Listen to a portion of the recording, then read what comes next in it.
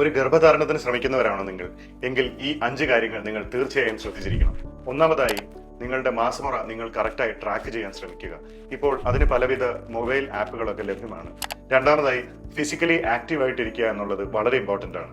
ഇതിലൂടെ നിങ്ങളുടെ ബോഡിയിലെ സ്ട്രെസ് ഹോർമോണുകൾ കുറയ്ക്കാനും അതോടൊപ്പം തന്നെ ശരീരത്തിലെ എല്ലാ അവയവങ്ങളിലേക്കുമുള്ള രക്തഓട്ടം കൂടുന്നതോടുകൂടി പ്രത്യുൽപാദന അവയവങ്ങളിലേക്കും രക്തചംക്രമണം കൂടാനും അതുവഴി പ്രഗ്നൻസിക്കുള്ള സാധ്യത കൂട്ടാനും സാധിക്കും. മൂന്നാമതായി, പോഷകസമൃദ്ധമായ ആഹാരങ്ങൾ കഴിക്കുക.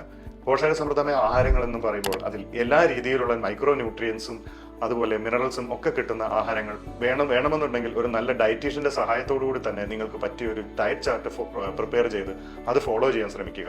നാലാമതായി, നിങ്ങൾ ചെയ്യേണ്ട കാര്യം ഫോളിക് ആസിഡ് സപ്ലിമെന്റുകൾ കഴിച്ചുകൊണ്ടിരിക്കുക എന്നുള്ളതാണ്. ഇപ്പോൾ സാധാരണ രീതിയിൽ എപ്പോഴും സംഭവിക്കുന്നത്, ആദ്യമായി നിങ്ങളൊരു പ്രഗ്നൻസി ടെസ്റ്റ് പോസിറ്റീവ് ആയിട്ട് നിങ്ങളൊരു ഗൈനക്കോളജിസ്റ്റിനെ ചെന്ന് കാണുമ്പോഴാണ് നിങ്ങൾക്ക് ഗൈനക്കോളജിസ്റ്റ് ഒരു ഫോളിക് ആസിഡ് ഗുളിക കഴിക്കാൻ തരുന്നതും നിങ്ങളത് കഴിക്കാൻ തുടങ്ങുന്നതും.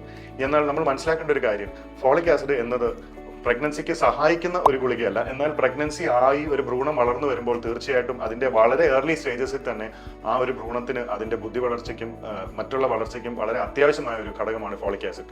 ഈ ഫോളിക് ആസിഡ് കഴിച്ചുകൊണ്ടിരിക്കുമ്പോൾ തന്നെ പ്രഗ്നൻസി ആകുന്നതാണ് ഏറ്റവും ഉത്തമം.